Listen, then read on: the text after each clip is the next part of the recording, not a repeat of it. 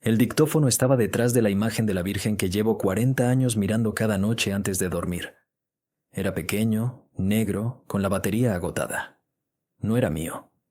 Lo encontré un martes por la mañana cuando quité el polvo a la repisa del dormitorio, que es algo que hago cada semana desde que me jubilé, porque antes no tenía tiempo, y ahora sí lo tengo, y me gusta que las cosas estén limpias.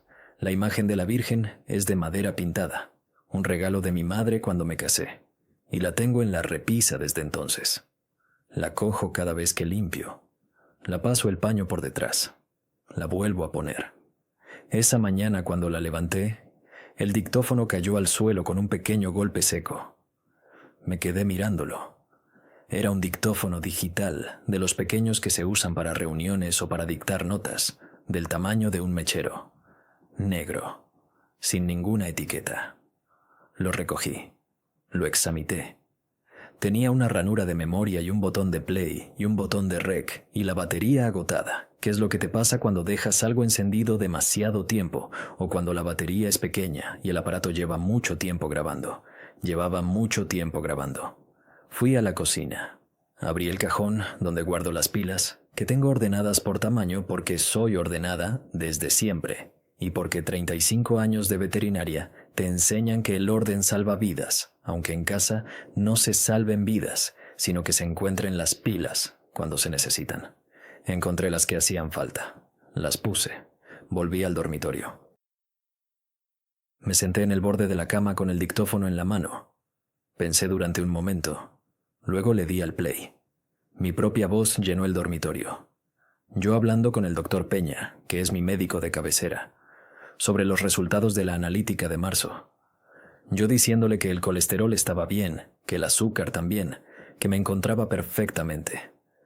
El doctor Peña diciéndome que sí, que para mis 71 años estaba en una forma excelente, que siguiera así. Luego, un silencio. Luego, pasos. Luego, mi voz hablando con Maribel, la vecina del segundo, sobre el precio del aceite y sobre una serie que estábamos viendo las dos. Luego, otro silencio. Luego, mi voz hablando con el padre Ignacio en la puerta de la iglesia, un martes como el de hoy, sobre la novena de mayo y sobre si este año organizábamos la merienda en el patio o en el salón. Paré la grabación. El dictófono llevaba 2 meses detrás de la Virgen de mi madre. 2 meses grabando todo lo que yo decía en esa habitación y lo que se oía desde ella, el teléfono, las visitas, las conversaciones que uno tiene cuando cree que está solo en su propia casa. Me quedé sentada en el borde de la cama durante un rato que no sé cuánto duró. Rodrigo había venido a casa 6 semanas antes con la excusa de arreglar la persiana del dormitorio, que tenía una varilla suelta. Había estado en el dormitorio solo unos 20 minutos. Había arreglado la persiana, que yo le agradecí porque las persianas y yo nunca nos hemos entendido bien. Se había ido diciendo que volvería la semana siguiente. Volví a darle al play. Seguí escuchando. Había grabaciones del médico, de Maribel, del padre Ignacio, de mi nuera Carmen cuando vino a tomar el café, de Rodrigo mismo en 2 visitas distintas preguntándome cómo me encontraba, si dormía bien, si a veces me confundía con las cosas. Yo respondiendo que no, que me encontraba bien, que dormía perfectamente, que no me confundía con nada. Rodrigo escuchando mis respuestas con esa atención específica de quien está buscando algo que no está encontrando, pero que sigue buscando. Luego, llegué a una grabación diferente. Era una llamada telefónica. La voz de Rodrigo, solo la de él, porque la otra estaba al otro lado de la línea, hablando con alguien a quien llamaba Ernesto, mi hijo menor, el que vive en Düsseldorf desde hace 16 años, y al que veo en Navidad y en verano y que me llama los domingos puntualmente porque es así desde siempre. Rodrigo le estaba diciendo que yo estaba mal, que me había encontrado varias veces confundida, que no reconocía a personas de siempre, que había hablado con un abogado y que lo más prudente era pedir una tutela antes de que la situación se complicara más, que era por mi bien, que Ernesto no tenía que preocuparse, que él lo gestionaba todo. Luego Rodrigo bajó la voz.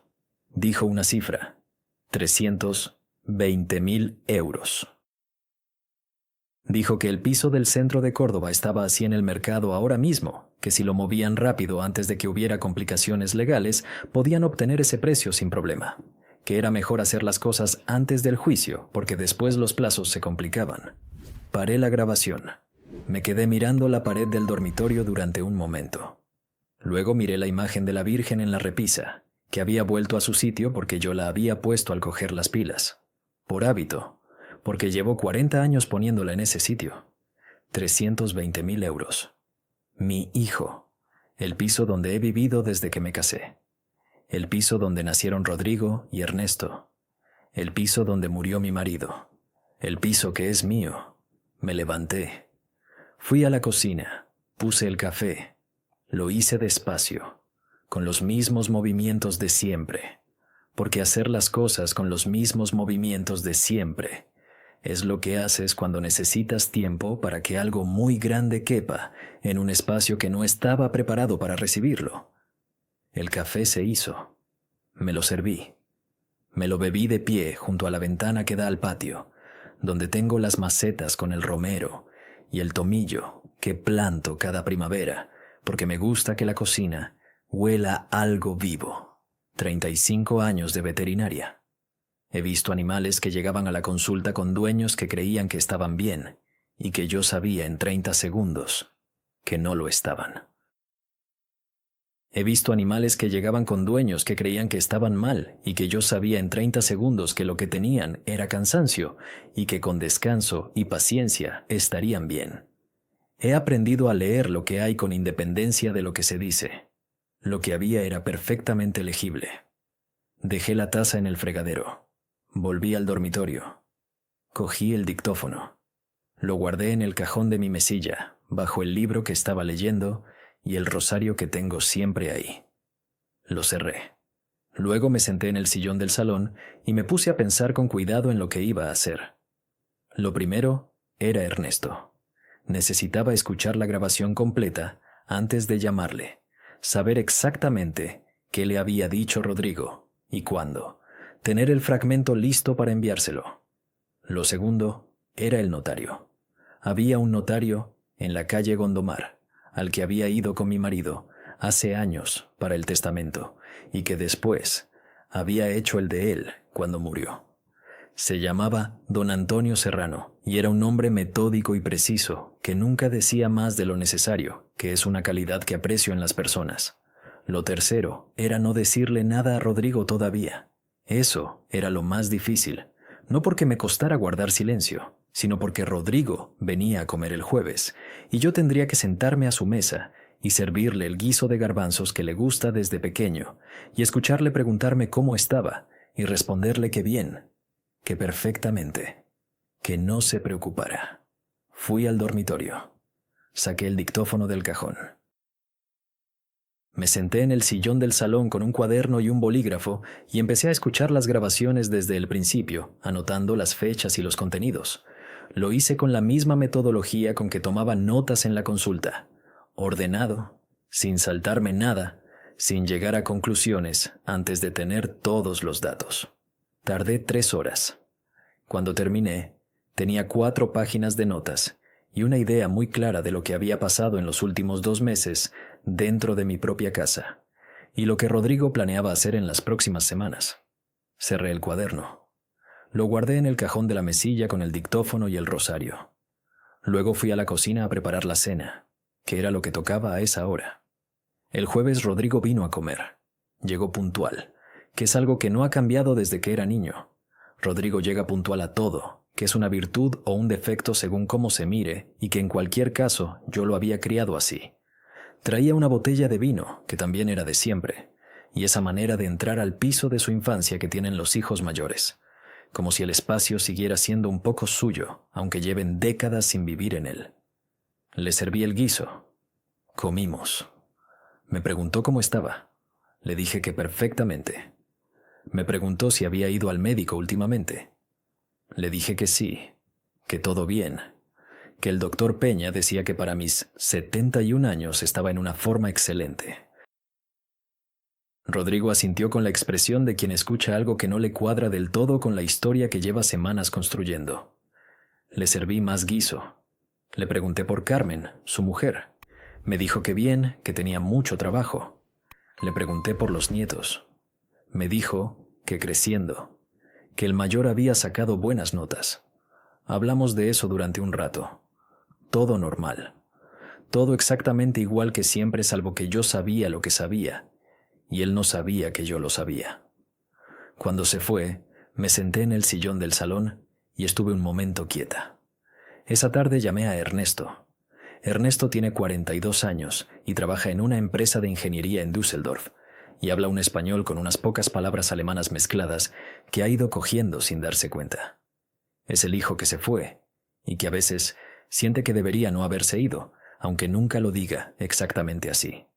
Me llama los domingos desde hace 16 años sin saltarse uno, que es su manera de compensar la distancia. Le dije que necesitaba contarle algo, que iba a ser difícil de escuchar, que cuando terminara ibas a enviarle un audio y que necesitaba que lo escuchara entero antes de llamar a Rodrigo. Me dijo que adelante. Le conté lo del dictófono, lo que había grabado, la conversación con el médico, con Maribel, con el padre Ignacio, y luego la llamada con él, la que Rodrigo le había hecho hace 3 semanas diciéndole que yo no reconocía a personas de siempre, que no estaba bien, que él lo gestionaba. Y la cifra: 320.000 euros. Ernesto no dijo nada durante unos segundos. Luego dijo que lo sabía. No todo, pero algo. Que cuando Rodrigo le había llamado le había parecido raro, que yo nunca le había dado señales de estar mal, que los domingos hablaba conmigo, igual que siempre, y que yo estaba perfectamente. Que había querido preguntarme directamente, pero que no había querido crear conflicto sin estar seguro. Le dije que ya estaba seguro. Me dijo que sí. Le envié el fragmento de la grabación. Escuché en silencio mientras él la escuchaba al otro lado de la línea. Cuando terminó, me dijo que le diera unos días, que tenía que pensar, que iba a llamar a un abogado en España para entender qué opciones había. Le dije que no necesitaba que hiciera nada todavía, que yo lo estaba gestionando, que lo que necesitaba era que supiera lo que había pasado y que no llamara a Rodrigo hasta que yo le dijera. Me preguntó si estaba segura. Le dije que completamente. Colgué. Me quedé con el teléfono en la mano en el sillón del salón. Por la ventana entraba la luz de la tarde de Córdoba, que en junio ya es una luz densa y caliente, que se queda pegada a las paredes. Tengo un ventilador de techo que mi marido instaló hace 30 años y que sigue funcionando perfectamente, que es lo que pasa con las cosas que se hacen bien desde el principio. Al día siguiente llamé a don Antonio Serrano, el notario de la calle Gondomar. Le dije que quería hacer una escritura de donación con reserva de usufructo. Que quería donar el piso a mis 2 hijos a partes iguales, manteniendo yo el derecho de habitación vitalicio.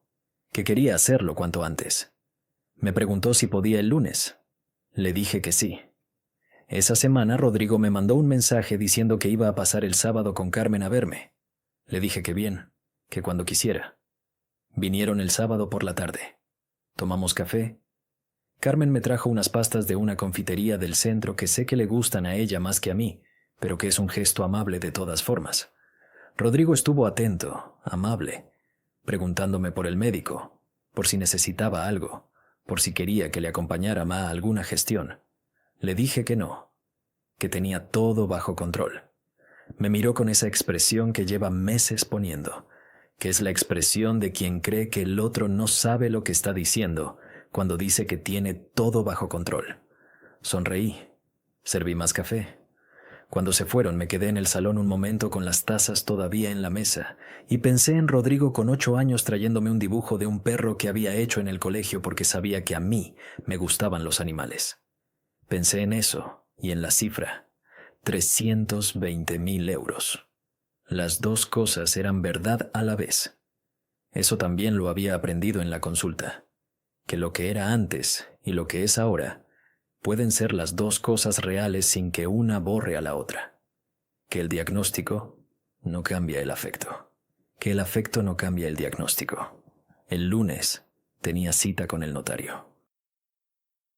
El lunes fui a la notaría a las 10 de la mañana.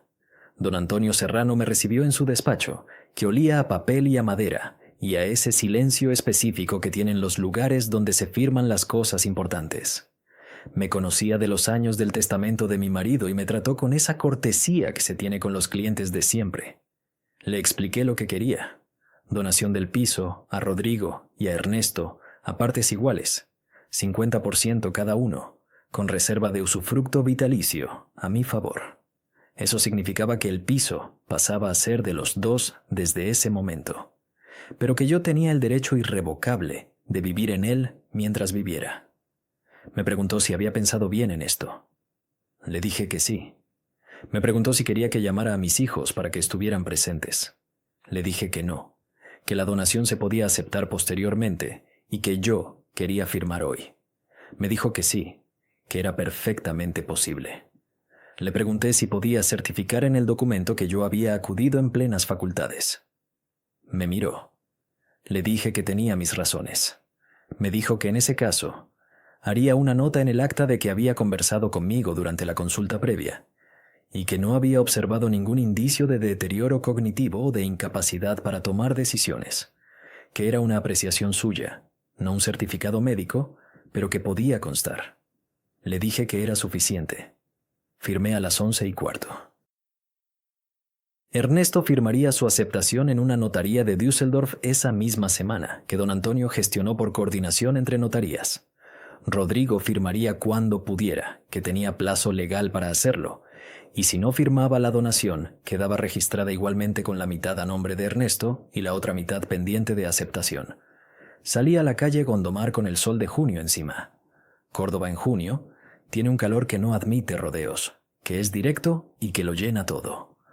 Caminé despacio hasta el aparcamiento. El piso ya no podía venderse sin mi consentimiento y sin el de Ernesto. Cualquier tutela que Rodrigo intentara ahora llegaría con el piso ya donado y con una nota notarial que certificaba mi capacidad. El abogado que había contratado tendría que explicarle que el suelo se había movido. Guardé los documentos en el bolso. Arranqué el coche. Volví a casa. Rodrigo llamó el miércoles.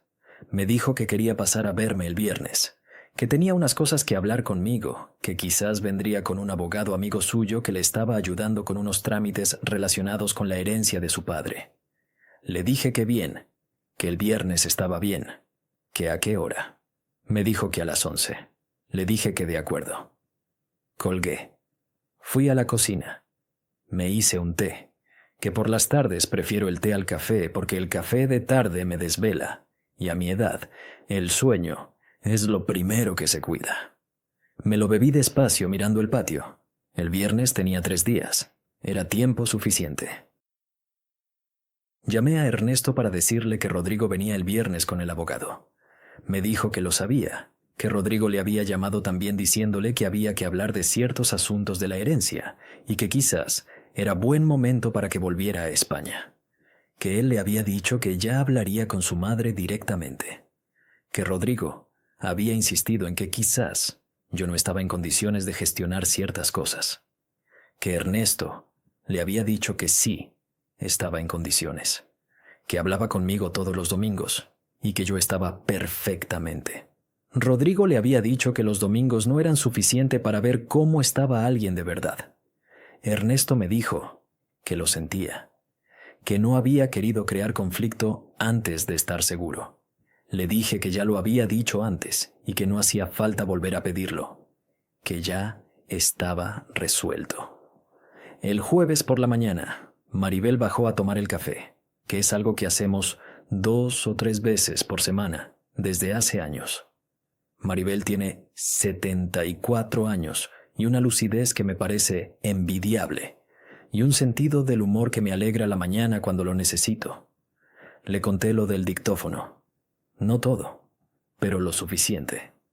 Maribel me escuchó con la taza en la mano y cuando terminé dijo que menudo sinvergüenza, que era exactamente lo que parecía que iba a decir y que era también exactamente lo que había que decir. Le pregunté si se acordaba de la conversación que habíamos tenido ella y yo sobre el precio del aceite que estaba grabada. Me dijo que sí, que perfectamente. Le dije que quizás alguien le preguntara por esa conversación en algún momento. Me dijo que diría lo que había dicho, que yo estaba perfectamente, que hablábamos de todo como siempre, que no había notado nada raro en mí en los últimos 2 años. Le di las gracias. Me dijo que no había de qué, que para eso eran las amigas. El viernes por la mañana me levanté temprano. Me duché. Me puse ropa de diario, pero bien planchada, que es lo que hago cuando quiero estar presentable sin que parezca que me he esforzado demasiado. Hice el desayuno. Puse la mesa del salón con el servicio bueno, el de los días especiales, porque si venía un abogado a mi casa, lo recibía con el servicio bueno. A las 11 en punto sonó el timbre. Rodrigo entró primero. Luego un hombre de unos 50 años con traje gris y maletín que se presentó como Javier Olmedo, abogado. Le estreché la mano. Los hice pasar al salón. Les ofrecí café. Rodrigo dijo que no hacía falta. Le dije que ya estaba hecho. Les serví el café. Me senté frente a ellos. El abogado sacó una carpeta. Rodrigo tenía esa expresión que lleva meses poniendo, pero más concentrada, más de quien está a punto de hacer algo que ha estado preparando. Me dijo que llevaba tiempo preocupado por mí, que había hablado con varios médicos, que la situación requería tomar algunas medidas para protegerme, que era por mi bien, que él era mi hijo y que me quería. Lo dejé hablar. Escuché todo lo que dijo. Luego, cuando terminó, asentí despacio. Le dije: Rodrigo, antes de que el señor Olmedo saque los documentos, necesito enseñarte algo. Abrí el bolso, saqué la copia de la escritura de donación que don Antonio me había entregado. La puse encima de la mesa. Rodrigo la miró. El abogado la miró. Rodrigo cogió la escritura. La leyó. Su cara hizo algo que no había visto en ella en muchos años. Quedarse quieta de una manera que no era de calma, sino de quien ha llegado al final de un camino que creía más largo. Le dije: el notario dice que estoy perfectamente. Lo comprobó él mismo. Rodrigo dejó la escritura sobre la mesa. El abogado Olmedo recogió su carpeta con la eficiencia de alguien que ha estado en situaciones incómodas antes y que sabe cuándo el caso ha terminado. Le dijo a Rodrigo algo en voz baja. Rodrigo no respondió. Se levantaron. Los acompañé a la puerta. Rodrigo, en el umbral, se giró y me miró durante un momento sin decir nada. Luego bajó la mirada. Salió. Cerré la puerta. Me quedé de pie en el pasillo un momento. Luego fui al dormitorio. Saqué el dictófono del cajón. Lo miré. Luego fui a la cocina. Abrí el cajón de las pilas. Saqué las pilas del dictófono. Las guardé en su sitio, ordenadas por tamaño. El dictófono lo puse en el cajón del salón, donde guardo las cosas que no uso, pero que tampoco tiro. Cables viejos, pilas gastadas, un reloj que paró hace años y que no me he decidido a llevar a arreglar. Luego fui al dormitorio. Cogí la imagen de la Virgen. La pasé el paño. La puse en su sitio en la repisa, en el mismo sitio de siempre, el que tiene marcado por 40 años de estar ahí. La miré un momento. Todo en su sitio. Ernesto llamó esa tarde. Le dije que había ido bien. Me preguntó qué había pasado exactamente. Le conté. El café servido, la carpeta del abogado, la escritura encima de la mesa, la cara de Rodrigo. Se quedó en silencio un momento. Luego me dijo que qué bien había hecho. Le dije que sí, que lo había hecho bien. Me preguntó si iba a hablar con Rodrigo. Le dije que no lo sabía todavía, que de momento necesitaba tiempo, que hay cosas que no se resuelven en una tarde y que lo importante estaba resuelto. El piso, la capacidad certificada, el dictófono guardado en un cajón donde no hacía daño a nadie. Me preguntó si estaba bien. Le dije que sí. Me dijo que me llamaba el domingo como siempre. Le dije que sí, que el domingo. Colgué. Me quedé en el sillón del salón con la tarde entrando por la ventana. El ventilador del techo giraba despacio. Las macetas del patio tenían el romero un poco seco porque llevaba días sin regar y el calor de junio no perdona. Me levanté. Fui al patio. Cogí la regadera. Regué el romero y el tomillo y la lavanda que tengo en el rincón del fondo. Lo hice despacio, con cuidado, dando a cada maceta lo que necesitaba. Luego entré. Me lavé las manos. Fui a la cocina a preparar la cena. Han pasado 2 meses. Ernesto vino en agosto, que es cuando viene siempre, con su mujer y los 2 niños. Estuvieron 10 días. Durmieron en el cuarto que fue de Rodrigo de pequeño y que ahora es el cuarto de los nietos, que tiene una litera que compré hace años precisamente para eso. Los niños jugaron en el patio. Su mujer me ayudó a hacer el gazpacho un día, que es algo que hago con tomate de la huerta de Maribel, porque el tomate de Maribel es el mejor que he probado en mi vida. Ernesto y yo hablamos poco de lo que había pasado, que es como él prefiere las cosas cuando ya están resueltas. Una vez dicho lo que hay que decir, pasar a lo siguiente. Una noche, después de que los niños se durmieran, me dijo que le costaba entender a Rodrigo, que cómo un hombre podía hacer eso a su propia madre. Le dije que no lo sabía del todo, que quizás Rodrigo había llegado a un punto en que el piso y lo que representaba pesaba más que lo demás, que eso les pasaba a las personas a veces, que una cosa iba creciendo hasta tapar otras cosas que antes eran más grandes. Le dije que no lo justificaba, que solo lo describía. Ernesto asintió.